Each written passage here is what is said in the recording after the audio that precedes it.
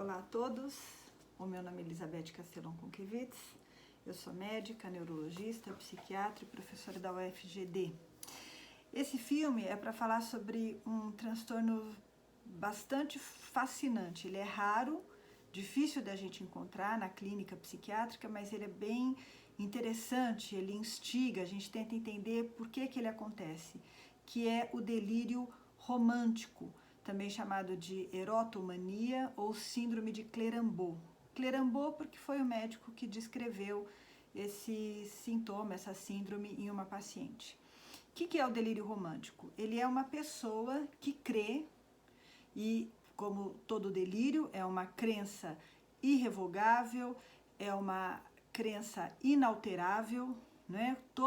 Apesar de todas as evidências do contrário, essa crença se mantém, ela resiste a todas as provas, a todas as evidências, a toda tentativa de convicção, e é crença no quê?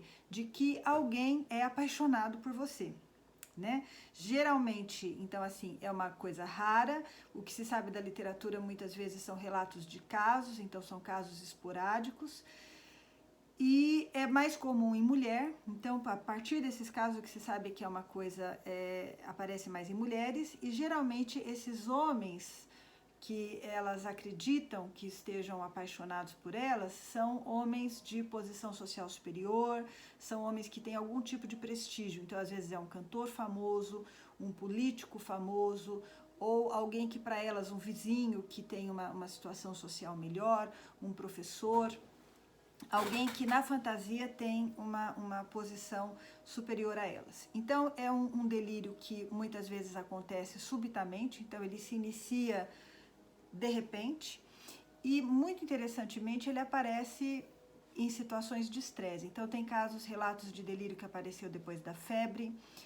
pessoa teve febre, ou pessoa que teve alguma alteração no puerpério, que é o período logo em seguida, depois que a mulher teve o parto, por alterações hormonais muito intensas, ou depois de um estresse psicológico muito grande, a morte de alguém, uma perda muito grande, mudança de país, isolamento. Então parece que o estresse, seja o estresse físico como o estresse psicológico, que eles predispõem ao desenvolvimento dessa crença, ao desenvolvimento desse delírio.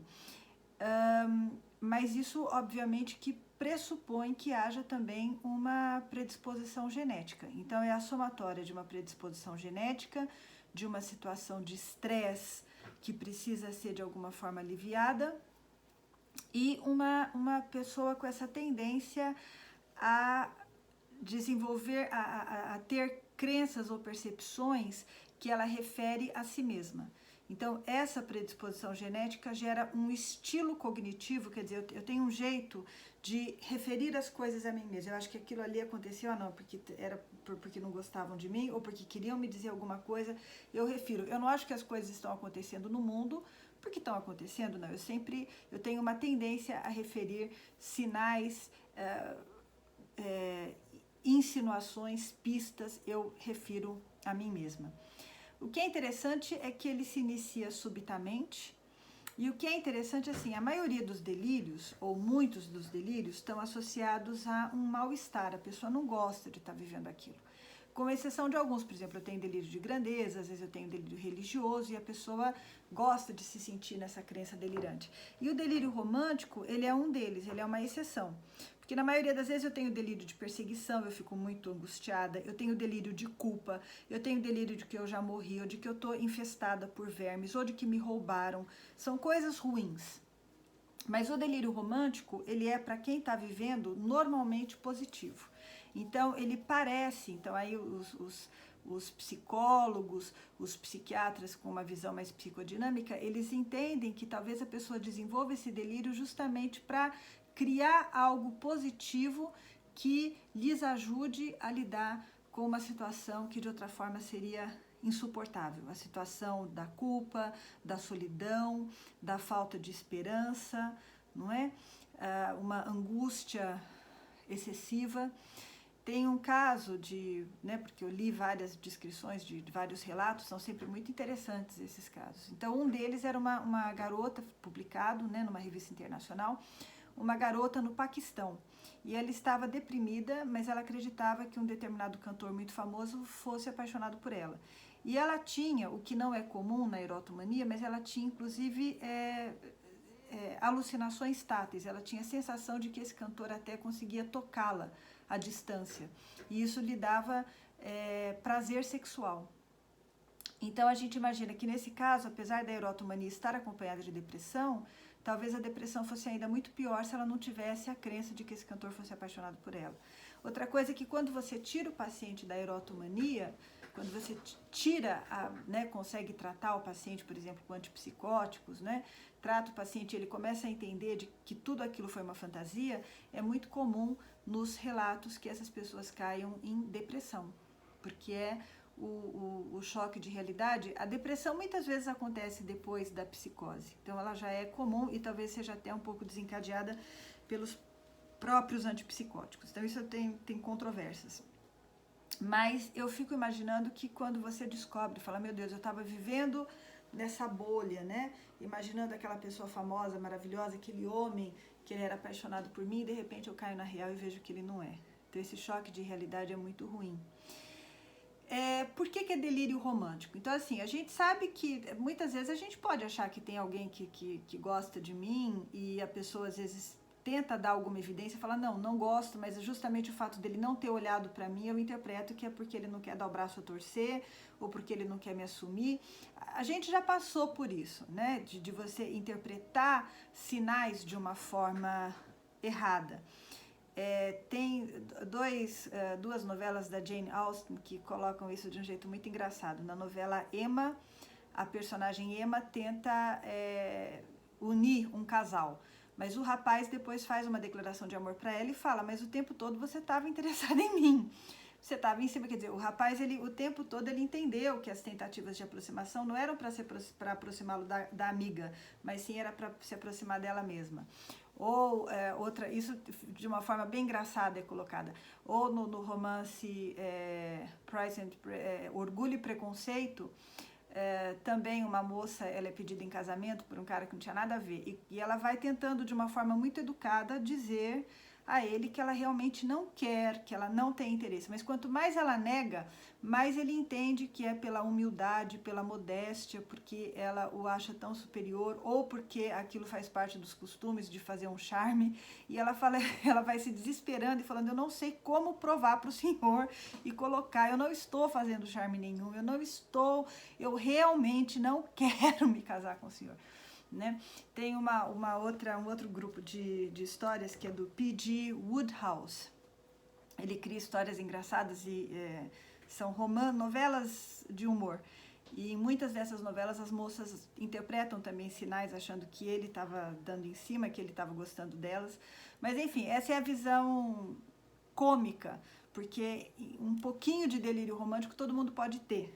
Quando você está apaixonada e você começa a achar que aqueles sinais que aquela pessoa também é apaixonada, porque você quer interpretar a realidade de acordo com o seu desejo.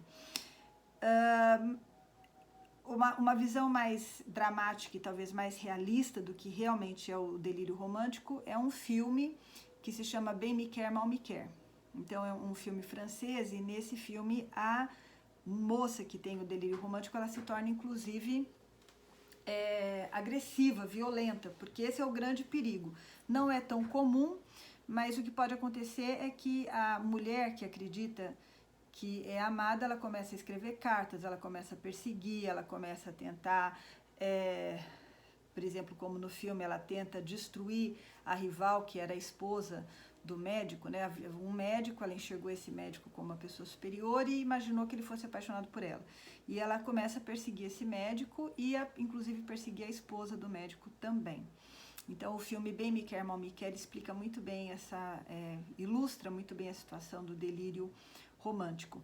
Então, como eu estou dizendo, assim, um pouquinho de crença enganosa a gente pode ter, mas no delírio essa crença ela é muito tenaz, A tenacidade, a irrevocabilidade do delírio.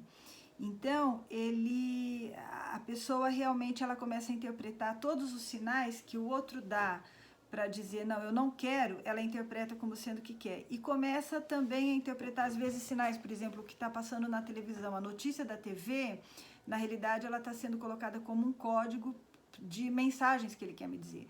Ou o que está escrito no jornal, também eu começo a decifrar por trás daquela notícia de jornal um código que é o que ele quer me falar. Ou os carros passando na rua, a combinação de números das placas, ou o número de carros de uma determinada cor que passam na rua. Então a pessoa começa a tentar criar na sua imaginação essas mensagens que essa pessoa famosa está passando.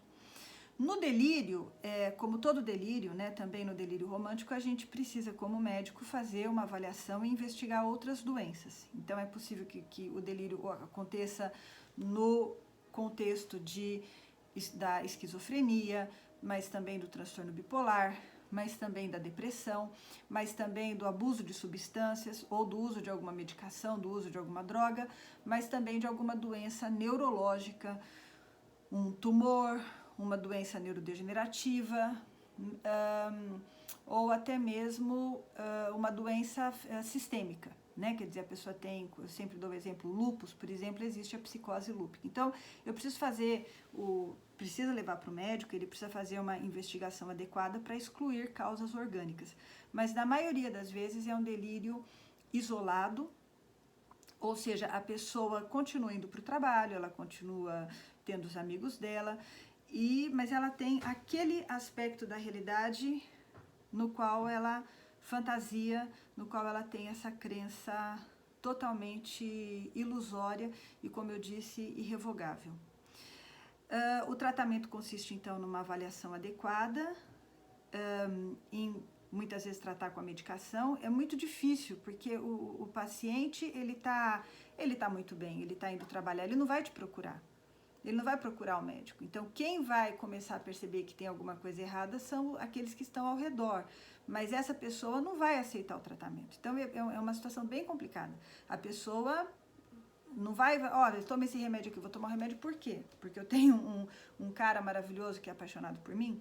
Então, é uma situação bem difícil de se lidar. Ela exige uma avaliação diagnóstica, como eu falei, que inclui exames de neuroimagem, tomografia, ressonância, exames de sangue, para excluir causas secundárias, mas depois você conseguir ter uma aproximação com esse paciente, conseguir conversar com ele, conseguir ganhar a confiança dele, isso é muito difícil. Tratar o isolamento, tratar o estresse, tratar as coisas que estão por trás desse delírio, né?